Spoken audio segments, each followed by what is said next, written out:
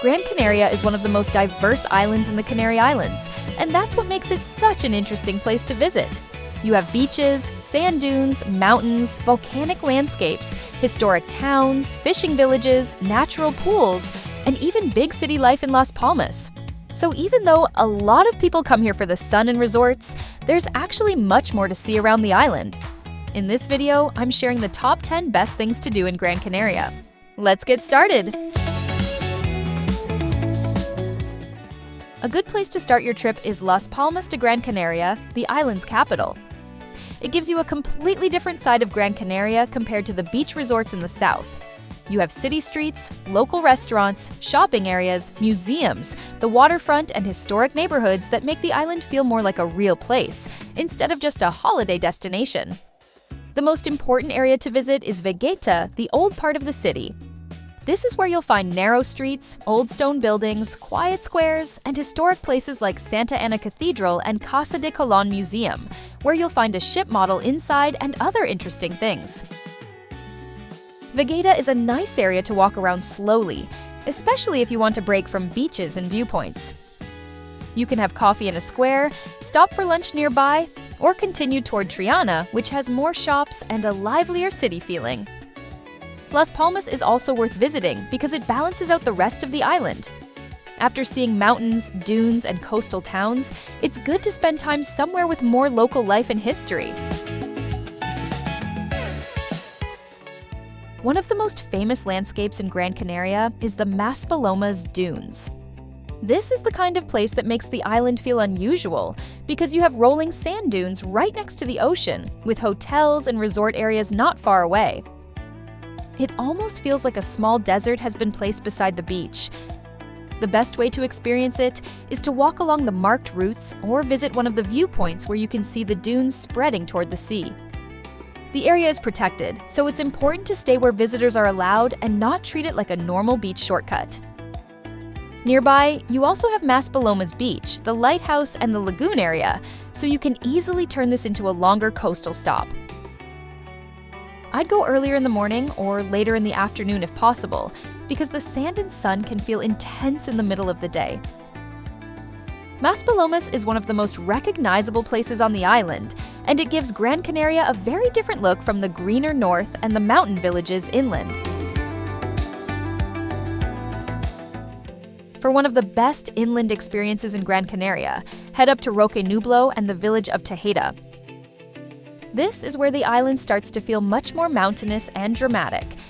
Instead of beaches and resorts, you get winding roads, deep valleys, pine trees, volcanic rock formations, and wide views across the center of the island.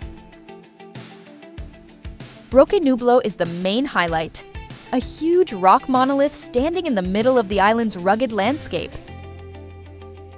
You can do a short hike from the parking area to get closer to it, and the views along the way are a big part of the experience. After that, Tejeda is a great place to stop for a slower break. It's one of the prettiest villages in Gran Canaria, with white houses, mountain views, small restaurants, and a much calmer feeling than the coast. This is a really good day to have a car because the drive itself is part of what makes it memorable. It shows you that Gran Canaria is not just beaches. The interior of the island has some of its most impressive scenery. If you want to stay overnight in Tejeda, there's this hotel called Parador of Cruz de Tejeda with an incredible infinity pool overlooking the island. Sometimes the view gets blocked by clouds, but that just makes the place feel even more magical. If you've enjoyed my Gran Canaria video so far, please like the video and subscribe to my channel. If you want a comfortable beach day in the south of Gran Canaria, Amadores Beach is one of the best options. It's a sheltered bay with pale sand, clear blue water, and a calm, resort-style setting. It doesn't feel wild or remote, but it's very easy to enjoy if you want swimming, sunbeds, restaurants, and a relaxed few hours by the sea. Amadores is especially good if you prefer calmer water instead of strong waves. You can rent a sunbed, go for a swim, walk along the seafront, or stop somewhere nearby for lunch with a view of the beach. The bay is surrounded by cliffs and hotels, which gives it a protected feeling and makes it a simple place to spend part of the day. I'd come earlier if you want a good spot, because it can get busy in high season. It's not the most adventurous stop on the island, but if you want an easy and beautiful beach break, Amadores is a great choice. And if you want to visit another beautiful beach in the same general area, Playa Anfi del Mar is also worth considering, with bright water, soft sand, and a very polished holiday feel. For one of the prettiest coastal towns in Gran Canaria, visit Puerto de Mogán. It's on the southwest coast of the island, and it has a softer, more polished feeling than some of the bigger resort areas. You'll find a small beach, a marina, bright buildings, flowers, restaurants, and little streets that are nice to walk through at a slower pace. This is a good place to come when you want a relaxed lunch, a short swim, or just a pleasant afternoon by the water. The marina area is especially nice for walking around, and there are plenty of places where you can sit down for seafood, a drink, or something simple while looking out toward the boats. Puerto de Mogán is not a wild or remote place, but it has a lot of charm and feels more attractive than just another beach resort. If you're staying in the south of the island, it's also an easy stop to add without needing a huge amount of planning.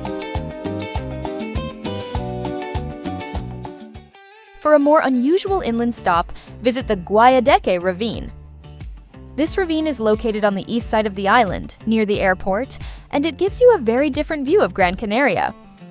Instead of beaches, dunes, or resort towns, you get steep valley walls, cave houses, dry landscapes, greenery in parts, and a stronger connection to the island's older history. One of the most interesting things about Guayadeque is the cave culture. Some cave homes still exist in the area, and there are also cave restaurants where you can stop for a meal in a setting that feels completely different from the coast. If you want more background, you can visit the Visitor Center, which explains the archaeological and natural importance of the ravine. This is a great stop if you want the island to feel more varied. Guayadeque Ravine shows that Gran Canaria is not only about beaches and viewpoints, but also about valleys, local traditions, and landscapes that feel much more raw and historic.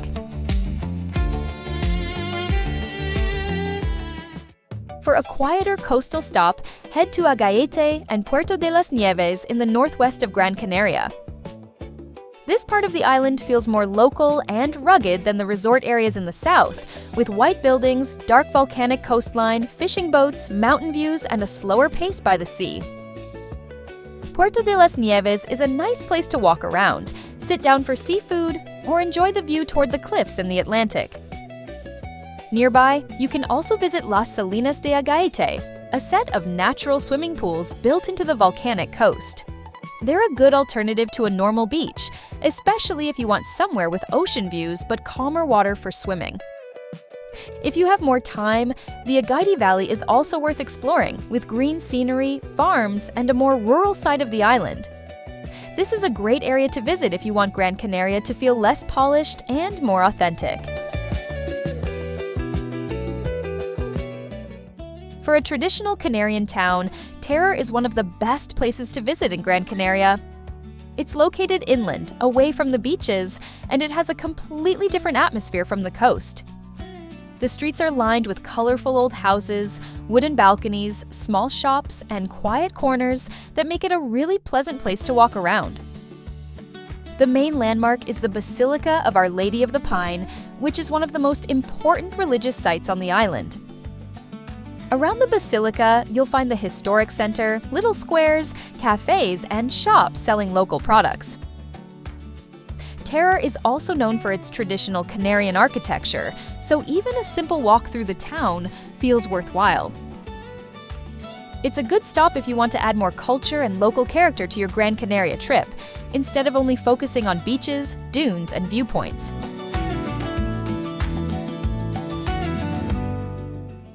For a deeper look at Gran Canaria's history, visit Cueva Pintada in Gáldar. This is one of the island's most important archaeological sites, and it gives you a completely different perspective from the beaches, towns, and mountain viewpoints. Instead of focusing on modern resort life, it takes you back to the world of the island's pre-Hispanic inhabitants.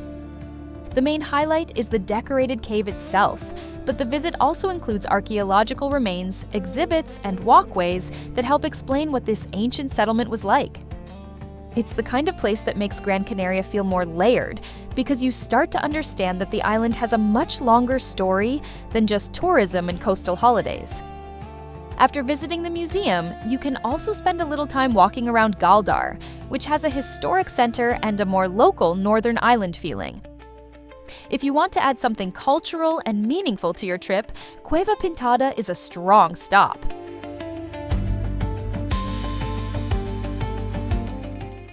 Another great place to visit is Caldera de Bandama, a volcanic crater not too far from Las Palmas. Gran Canaria has a lot of dramatic landscapes, but this one is especially interesting because it shows the island's volcanic character in a very clear way. From the viewpoint, you can look down into the crater and see how wide and deep it really is. You can keep the visit simple by driving up to the lookout point, taking in the views, and continuing with the rest of your day. But if you want to spend more time here, there are also walking routes around the crater area and down into the caldera.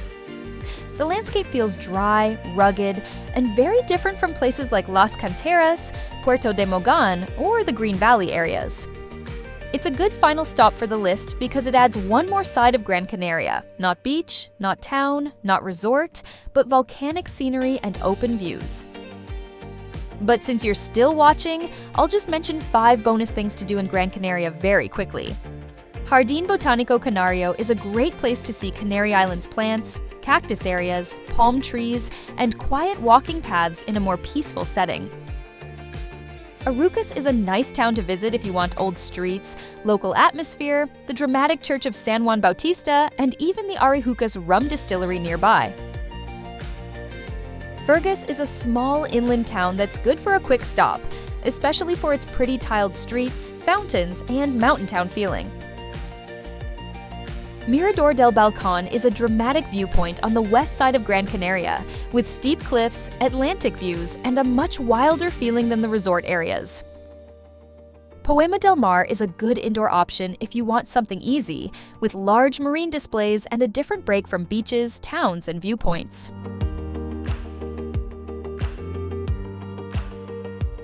And that's it for my Gran Canaria guide. Let me know in the comments below which of these 10 things you're most excited to do. Don't forget to like this video and subscribe to my channel. Thanks for watching, and I'll see you in the next video.